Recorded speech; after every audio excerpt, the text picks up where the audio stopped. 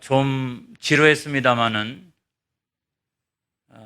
하나님께서 땅을 분배하는 그 장면은 우리들에게 많은 교훈을 주고 있습니다. 먼저는 하나님께서는 그 하나님의 백성에게 기업을 약속하셨다 이거예요. 그 기업이라고 하는 것은 우리가 구원과 영생과 천국의 기업, 그런 그 영원한 그런 기업도 있고, 또 이 세상에서 성도가 형통하게 되는 것, 그것이 하나님께서 간절하게 원하시는 거예요. 그 대표적인 말씀이 뭐냐? 우리가 잘 아는 대로 요한3서 1장 2절에 있는 말씀입니다. 사랑하는 자여 내 영혼이 잘된 같이 내가 범사에 잘되고 강건하기를 내가 간구하노라. 이 말씀인데, 여기 보면 우리의 영혼이 잘되는 것뿐만 아니라 하나님께서는 범사가 잘되고 강건하기를 원하시고 있다. 이게 사도 요한의 간절한 기도인 것뿐만 아니라 하나님의 약속이기도 하고 또 하나님의 소원이기도 하시다 하는 거예요. 여러분, 우리는 그 약속을 받았습니다. 할렐루야. 그 약속을 이미 받았어요. 그런데 우리가 생각할 때는 그 약속이라고 하는 것은 약속에 불과하다, 이런 생각이 많이 있습니다. 그래서 내가 손으로 이렇게 뭔가를 쥔다든지, 또 아니면 어떤 소유권이 우리들에게 이렇게 옮겨온다든지, 그래야 진짜로 받았다고 생각합니다. 그게 우리가 인식하고 있는 어떤 개념 같은 거예요. 그 약속은 약속이고 또 내가 진짜로 받은 것은 받은 것이다, 이렇게 생각합니다. 해서 하나님께서는 주셨는데 우리는 안 받았다, 이런 일들이 일어나는 거예요. 하나님은 분명히 성경을 통해서 약속하셨는데 우리는 안 받았습니다, 이런 생각을 우리가 하게 되죠. 그래서 하나님께서 주셨다라고 하는 것은 뭐냐? 반드시 그렇게 되어질 것이다, 이 약속의 말씀을 믿고 우리가 노력하고 지혜를 발휘해라 라고 하는 것이 그 정의예요. 여기는 두 가지가 있습니다. 하나는 뭐냐면 하나님의 주권적인 부여가 있어요. 여러분, 어떤 사람이 열심히 노력하고 또 노력하고 막 죽을 만큼 노력하는데도 안 되잖아요. 하나님께서 허락하지 아니하시면 아무것도 이루어지지 않습니다. 사람이 아무리 노력해도 소용이 없어요. 그래서 하나님의 주권적인 부여가 있어야 되는 거예요. 하나님의 허락하심이 있어야 되는 거예요. 그 다음에 두 번째로 보면 우리의 긍정적인 자세가 필요하다. 하나님께서 분명히 성경을 통해서 우리에게 주셨다. 그 약속을 내가 믿는다면 어떻게 해요?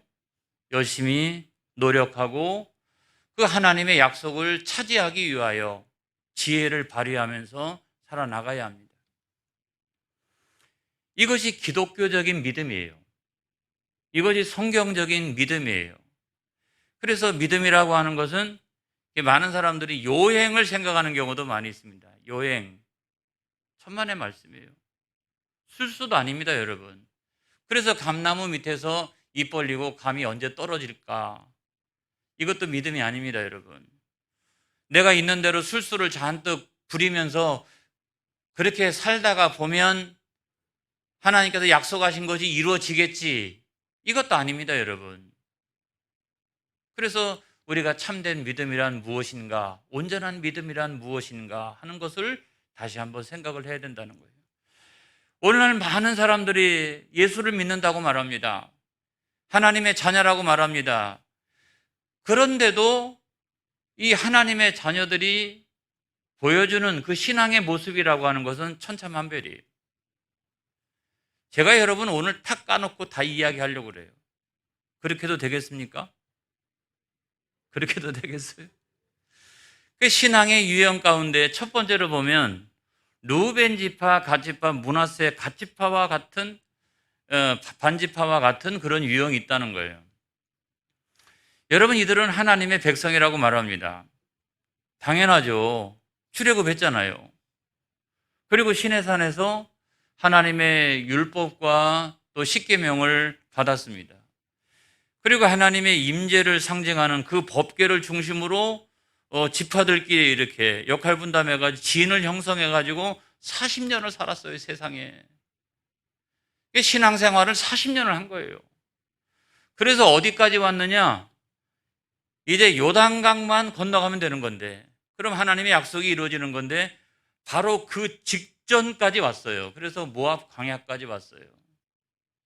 그런데 거기서 마음이 달라지는 거예요. 그 순간에 마음이 달라져요. 거기서 보니까 목축하기에 좋은 땅이 있거든요. 그러니까 모세에게 뭐라고 얘기하냐면, 나 하나님이 약속하셨던 그 땅 안 들어가도 좋으니까, 나 거기 안 가도 좋으니까, 나 거기 안 가도 좋으니까, 이 목축하기 좋은 땅을 내게 달라고 그렇게 이야기를 했어요. 두 지파 반이 그와 같이 막 생떼를 쓰니까 모세가 마지못해가지고 뭐라고 얘기하냐면, 그래 좋다. 하지만 너희들이 한 가지 약속을 지켜라. 가나안 정복 전쟁을 할 때 이 두 개 지파 반 너희가 선두에 서라. 선두에. 목숨을 걸고 가나안 정복 전쟁을 다 마칠 때까지 너희들이 돌아오지 않는다라고 하면 너희는 무죄가 될 것이요. 무죄가 될 것이요. 만약에 그렇게 하지 않는다라고 하면 죄가 너희를 찾아오게 될 것이다. 그건 범죄가 될 것이다. 그렇게 이야기를 했습니다. 그 말씀이 민수기 32장 22절로부터 23절까지 있는 말씀에 있는데요. 한번 보겠습니다. 시작. 그 땅이 여호와 앞에 복종하게 하시기까지 싸우면 여호와 앞에서나 이스라엘 앞에서나 무죄하여 돌아오겠고 이 땅은 여호와 앞에서 너희의 소유가 되리라마는 너희가 만일 그같이 아니하면 여호와께 범죄함이니 너희 죄가 반드시 너희를 찾아낼 줄 알라. 이렇게 말씀하고 있어요. 그러니까 하나님 약속하신 땅에 들어가지 아니하고 욕심껏 다른 것을 구하게 되면 명백하게 성경은 그것이 죄라고 우리에게 말하고 있어요. 다만 용서가 되어지는 건 뭐냐면 목숨 걸고 하나님의 구원과 영생과 천국을 사모하면서 이 땅에서 욕심을 부리면서 살아간다 할지라도 목숨은 여기에다가 걸었기 때문에 그 죄가 용서받게 될 것이다 라고 하는 말씀이라는 거예요. 여러분, 오늘날로 치면 이런 거죠. 우리가 하나님의 백성이라고 말하면서 도무지 구원과 영생과 천국에 대해서는 관심이 없어요. 그리고 이 땅에 썩어 없어질 것에 대하여 욕심을 부리고 거기에 목매고 마치 땅에 붙들린 사람처럼 그렇게 살아간다면 그것이 죄가 될 것이다 라고 하는 말씀이에요. 여러분, 이런 유형의 사람이 되어지지 않기를 주의 이름으로 축복합니다. 할렐루야. 그 다음에 여러분, 두 번째로는 뭐냐면 유다 지파와 같은 그런 유형이 있다는 거예요. 이들은 하나님께서 약속하신 약속의 땅에 들어갔어요. 할렐루야. 그 땅에 들어갔어요. 정복전쟁을 할 때에도 열심히 거기에 참여했고요. 그 다음에 나중에 제비뽑기 하자. 하나님의 절대 주권을 인정하는 제비뽑기를 해가지고 나는 뭐 이 좋은 땅 차지하고 싶어. 나는 저 땅은 싫어. 이런 것 없이 그 땅을 다 이렇게 분배를 하고 난 다음에 제비뽑기 하자. 그렇게 했을 때도 그거를 인정했던 사람들이었습니다. 그리고 최초로 땅을 분배받은 지파였어요. 오늘날로 치면 이런 사람들은 어떤 사람일까요? 이런 사람들은 다른 게 아니죠.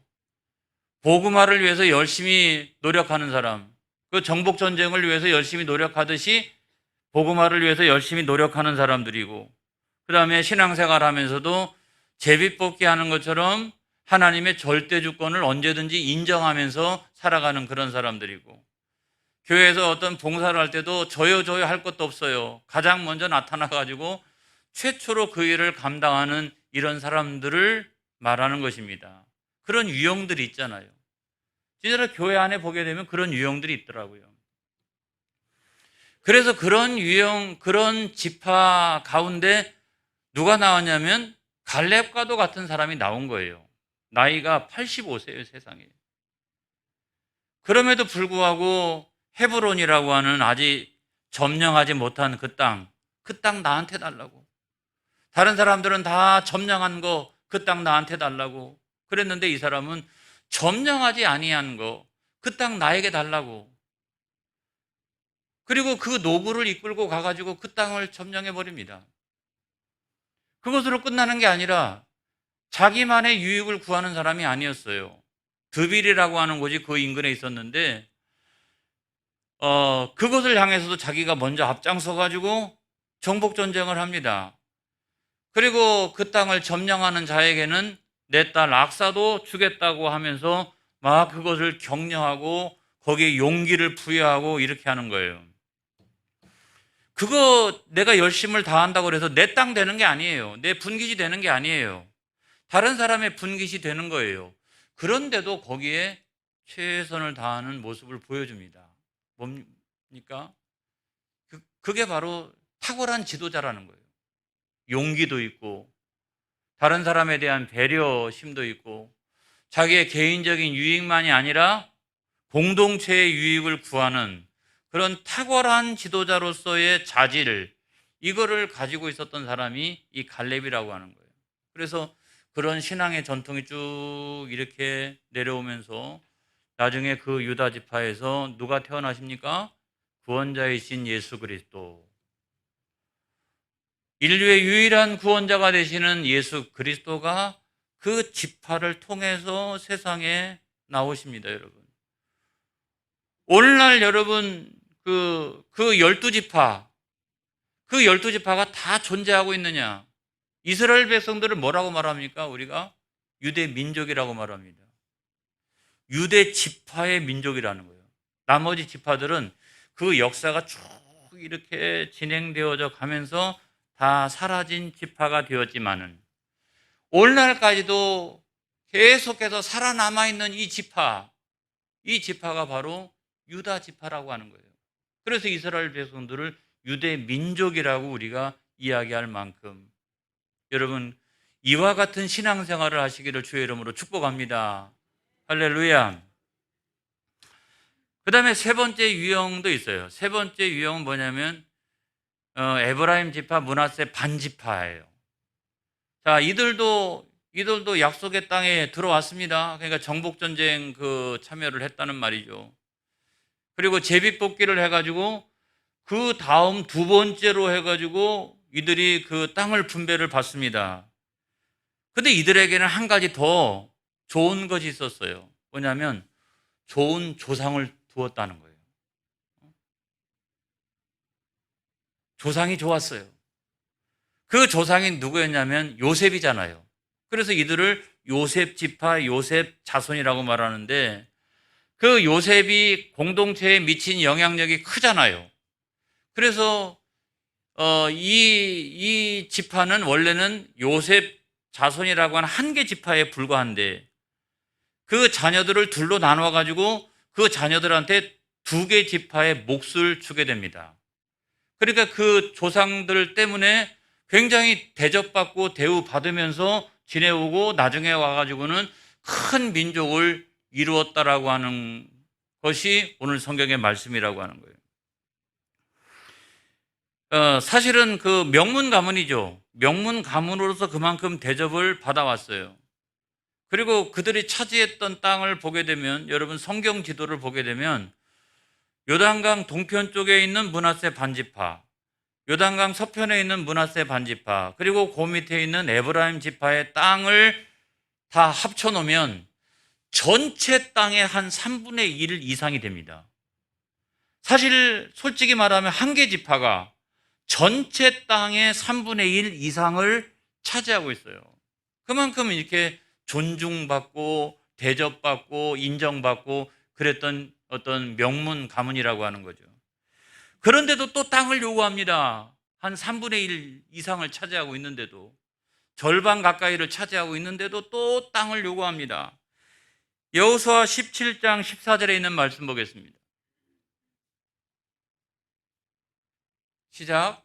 요셉 자손이 여호수아에게 말하여 이르되 여호와께서 지금까지 내게 복을 주심으로 내가 큰 민족이 되었거늘 당신이 나의 기업을 위하여 한 제비 한 분기소로만 내게 주심은 어찌함이니까 하니 그랬어요. 여러분, 저 말씀을 통해서 우리가 생각되는 게 어떤 거예요? 우리가 큰 민족을 이루었는데 어떻게 당신이 말이야 우리한테 이 한 분깃만 주느냐? 우리에게 그럼 한 분깃씩 더 주면은 2개 지파가 되었으니까 4분깃을 달라고 그러는 거예요. 그러면 여러분 거의 다 자기네 땅으로 삼겠다라고 하는 말과 똑같은 거예요. 그렇게 욕심을 부리니까 여호수아가 어떻게 했어요? 그래도 명문 가문이고 그 다음에 큰 민족이라고 하니까 거기다 타협안을 제시를 합니다. 그 타협안이 뭐냐면 여호수아서 17장 15절에 있는 말씀이죠. 시작. 여호수아가 그들에게 이르되 내가 큰 민족이 되므로 에브라임 산지가 내게 좁을진대 브리스 족속과 르바임 족속의 땅 삼림에 올라가서 스스로 개척하라 하니라 그랬어요. 더 이상 땅은 줄 수가 없고 이건 다 이게 제비 뽑기 해가지고 분배하는 것이기 때문에. 하지만 정복하지 못한 땅 가운데 삼림이 우거진 그곳이 있으니까 거기를 개척하는 마음으로 점령해서 그거를 개발해가지고 그거를 너희들의 소유로 삼으라. 이제 그렇게 이야기를 한 거죠. 저 같으면 노입니다. 근데 여호수아는 마음이 너무 좋아요. 이게 타협을 해가지고 그래 그냥 하면은 그러면 저거라도 어떻게 잘 해가지고 거기서 살아보라 그렇게 이야기를 한 거예요. 그런데도 이 에브라임 지파와 므낫세 반지파가 뭐라고 얘기합니까? 아이고 저 땅은 말이야 철병거가 있어서 안 되겠다고. 여러분 오늘날로 치면은 이게 어떤 모습일까요, 여러분? 이게 어떤 모습일까요? 조상은 신앙생활을 잘한 거죠, 그렇죠? 해가지고 아무튼 그런 그 조상의 덕을 누려왔어요. 그런데 후대에 가가지고는 어떻게 했어요? 철병거는 절대로 삼림은 우리가 싫다. 그렇게 이야기하는 것과 마찬가지잖아요. 그래서 여러분 지금 현재의 신앙이 중요한 거예요. 과거의 신앙이 중요하지 않습니다, 여러분. 그것도 다 물론 켜켜이 하나님 앞에서 상급으로 쌓여져 있습니다만은 지금 현재의 신앙이 중요한 거예요. 그러니까 선조들은 신앙생활 잘했는데 후손들은 신앙생활 못하면 안 되는 거예요. 조상들은 교회에 큰 덕을 끼쳤는데 후손들은 교회에 짐이 되면 안 되는 거예요. 그렇게 되면 안 되는 거예요. 그것이 바로 이 에브라임과 므낫세 반지파가 우리들에게 교훈해주고 있는 바와 같습니다. 그래서 우리는 늘 갱신해 가야 합니다. 할렐루야. 그래 옛날 얘기 또 과거에 우리 조상들 그게 아니라 날마다 복음은 순전한 복음. 그렇지만 교회는 날마다 갱신해 가는 이런 교회가 되어야 할 줄로 믿습니다. 여러분 어떤 사람이요? 어떤 남자가 아무튼 오랫동안 방황했어요. 제가 그거 다 얘기하려면 시간이 많이 걸리고 너무너무 방황을 했어요. 그러다가 정신 차리고서 안 되겠다. 내가 이렇게 살면 안 되겠다. 생활도 엉망이 돼버리고. 그래서 이 사람이 어떻게 했냐면 정신을 차리기 위해서 3년 동안 도서관으로 출근을 했습니다. 그래서 2,000권의 책을 읽었어요. 2,000권. 그래서 내가 어떻게 살아가는 것이 좋을까? 수많은 그 사람들의 많은 이야기를 책을 통해 가지고 자기가 접하고 난 다음에 내린 결론이 이거였어요. 야, 내가 좋아하는 일, 내가 잘할 수 있는 일로부터 다시 일어나자. 그게 이제 그 내린 결론이었는데 이 사람은요, 그 어렸을 때 6살 때인가 동네에 있는 어른들을 쫓아가지고 그 시골에 있는 다방을 간 적이 있습니다. 다방을 간 적이 있는데 딱 들어가니까 거기 있는 아가씨들이 어서 오세요. 반갑습니다. 여기 앉으세요. 뭐 드실래요? 하면서 얼마나 친절하게 하는지. 나올 때는 말이죠. 안녕히 가세요. 인사도 하고. 그리고 그 안에서는 그냥 동네 여러 가지 일도 얘기하고 사랑방처럼 그렇게 이야기를 나누고 있는데 그 모습이 너무 좋았던 거예요. 그래서 나중에 자기는 남자인데도 내가 나중에 크면 나는 이런 다방의 마담이 될 거야. 이런 생각을 했던 거예요. 그것이 자기의 꿈이었어요. 근데 이 사람은 가진 돈이 없잖아요. 그래서 가래떡을 뽑아서 이걸 가지고 아파트 단지를 돌아다니면서 그거를 팔기 시작을 했습니다. 그래가지고 나중에 한 2천만 원 정도의 종잣돈을 마련했지요. 이걸 가지고 거의 그 폐업 직전인 양장점 그 조그만 그 가게 하나를 전세로 인수를 하게 됩니다. 그리고 그것이 뭐냐면 민들레 영토, 여러분들이 잘 알고 있는 민들레 영토 신촌점이 되는 거예요. 그리고 명동에다가도 나중에 대학로에다가도 경희대에다가도 전국에 아마 청주도 아마 있지 아마. 이래가지고 그 한국적인 그 문화를 반영한 추억의 카페. 그래서 제가 한번 들어가 봤어요. 이렇게 얼마나 대단하기에. 처음에는 한 10평밖에 안 됐는데 7년 만에 수천 평이 되는 그런 매장으로 성장을 했어요. 뭐 제가 이렇게 들어가서 보니까 우리 카페나 그거나 비슷비슷하고요. 좀 전통적이기도 하고 아늑하고 말이죠. 별로 그렇게 차이가 없어요. 요즘에는 뭐 세계적인 외식 업체들이 우리나라 다국적 그런 외식 업체들이 우리나라에 얼마나 많이 들어옵니까? 경쟁이 됩니까? 경쟁이 안 되잖아요. 그런데 거기에 맞짱 뜨고 있는 우리나라 토종의 그 추억의 카페, 한국적 문화를 반영한 그것이 대학생들한테도 인기가 있어서 이 선호도 조사, 그다음에 인지도 조사에서 1위를 하기도 한 적이 있다라고 합니다. 이게 대한 카페로 가는 거죠, 이렇게. 다 서구적인 어떤 뭐 이런 카페로만 가는 게 아니라 대한 카페로 가면서 생활 공동체 운동을 그 가운데서 이렇게 나가는 거죠. 저는 이거를 보면서 교회도 마찬가지다. 교회도 복음은 어떻게? 복음은 순전하게. 그렇지만 교회는 날마다 갱신해 가고 할렐루야. 그런 개척하는 마음을 가지고 우리가 교회도 섬기고 신앙생활해야 교회도 부흥하고 잘 되고 여러분의 인생도 마찬가지죠. 그래서 우리가 늘 그 과거에만 머물러 있으면 절대로 안 된다 이런 말씀을 드리는 거예요. 이런 분들도 있죠. 그다음에 마지막으로 네 번째 유형은 뭐냐면 오늘 본문에 나와 있는 이 7지파의 그런 유형이에요. 이들은 약속의 땅에 들어갔습니다. 그리고 정복전쟁할 때도 열심히 참여했습니다. 그런데 정복전쟁이 어느 정도 딱 일단락 되고 나니까 아직 남은 땅이 수도 없이 많은데도 불구하고 더 이상 정복하기가 싫어. 그리고 하나님의 절대 주권을 인정하는 제비 뽑기도 하지 않았습니다. 그러니까 약속의 땅에 들어가긴 들어갔는데 영적인 안일함과 나태함과 게으름에 빠지기 시작을 했습니다. 남은 땅이 얼마나 많은지요. 이 가나안의 중부 지역을 점령해가지고 유다 지파한테 분배하고 에브라임하고 므낫세 반지파한테 분배하고 난 다음에 나머지 지파들한테는 아직 정복이 안 돼가지고 땅을 분배할 수 없는 그와 같은 상황 가운데 있었어요. 남은 땅들이 얼마나 많이 있었다고요. 북부나 남쪽에. 그런데도 불구하고 우리가 이만하면 됐다라고 생각해서 이들은 거기에 머무르고 더 이상 정복하려고도 안 하고 더 이상 하나님의 절대적인 주권을 의지하거나 그러지도 않았다라고 하는 거예요. 그래서 여호수아가 화가 나가지고 막 이들을 책망해 버립니다, 여러분. 여호수아 18장 3절에 있는 말씀입니다. 시작. 여호수아가 이스라엘 자손에게 이르되 너희가 너희 조상의 하나님 여호와께서 너희에게 주신 땅을 점령하러 가기를 어느 때까지 지체하겠느냐 그랬어요. 화를 내면서 그 하나님께서 분배해 주신 땅인데도 불구하고 너희들이 그거를 점령하기를 어느 때까지 지체하려느냐 그러면서 화를 내고 있는 것을 볼 수가 있어요. 그렇게 혼나고 난 다음에 7개의 지파에서 3명씩 사람을 뽑아서 아직 남아있는 땅 전체에 대한 그림을 그려오게 하고 그때부터 시작해가지고 그 남은 땅에 대한 정복전쟁을 다시 시작을 했다라고 하는 내용이에요.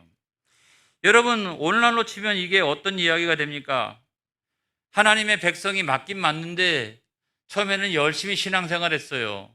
근데 나중에 시간이 지나면서 점점점 하나님의 절대 주권도 잘 모르겠다 이런 거예요. 그리고 정복전쟁이라고 하는 이 사명도 내려놓고 내가 왜 신앙생활을 하는지 잘 모르겠다. 그래서 모든 것들을 다 내려놓은 그와 같은 영적인 상태를 우리들에게 이야기해 주고 있는 것입니다. 우리가 어떻게 하면 좋겠습니까? 어떻게 하면 황무지에서 장미꽃이 다시 한번 필 수 있을까요? 저는 첫 번째로 중요한 것이 뭐냐면 경계심을 가져야 된다. 경계심을. 여러분, 정복전쟁이 끝난 게 아니라고 하는 거예요. 우리나라도요, 지금 우리나라도 최근 조사에 의하면 비종교인이 60%나 돼요. 그러니까 종교인, 뭐 기독교, 불교, 뭐 가톨릭, 뭐 할 것 없이 그러니까 종교를 갖고 있는 사람이 우리나라 전체 인구에서 얼마나 되느냐? 40%. 엄청나죠?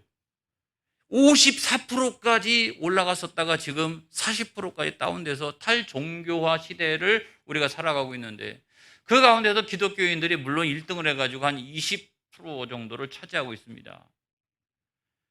그럼에도 불구하고 여러분, 우리가 아직도 이 민족 복음화의 관점에서 생각해 보면, 저 북한까지 생각해 보면 이 남은 땅이 얼마나 많이 있는데, 한국 교회는 이만하면 됐다라고 해서 배부르다, 만족한다, 그러면 안 된다라고 하는 거죠. 남은 땅이 훨씬 더 많은 거예요. 지금 다 따져보면 70%가 넘을 것 같아요, 여러분. 이렇기 때문에 우리가 다시 한번 복음화의 기치를 높이 하고 나가야 될 때라고 하는 사실이에요. 그래서 여러분, 서울을 감당할 수 없고 대전을 감당할 수 없고 우리가 어떤 청주를 다 감당할 수도 없잖아요. 우리는 옥산과 다 그림을 그려서 우리가 감당할 만한 곳을 감당해 나가는 일이 중요한 거잖아요. 하나님께서 말씀하세요. 어느 때까지 지체하려느냐? 다 만족하고 다 내려놓고 어느 때까지 지체하려느냐? 그 책망 소리가 들리지 않습니까? 여러분, 영혼의 계절 가을입니다. 그렇죠? 제가 쭉 설명했지만 나는 어느 지파에 해당한다고 생각을 하시고 있으십니까? 여러분, 이 7지파가 저는 꽤 많다고 생각합니다. 7지파가. 우리가 구원 받았어요. 그렇지만 다 사명 내려놓고 이렇게 살아가고 있는 신앙의 모습을 보여주는 영적인 안일함에 빠져있는 사람들이 저는 제일 많다고 생각을 합니다. 우리가 어떻게 해야 될까? 큰 그림을 그리는 게 중요한 게 아니라 하나님께서 기뻐하시는 그림을 그리는 것이 중요한데, 그 그림은 어떤 거냐면 복음이 전하여지는 겁니다. 하나님 나라가 확장되어지는 것입니다. 여러분, 우리 교회가 여러분이 이번 가을에 다시 한번 일어나서 복음 전하는 저와 여러분이 되어지기를 주의 이름으로 축복합니다. 할렐루야. 기도하겠습니다.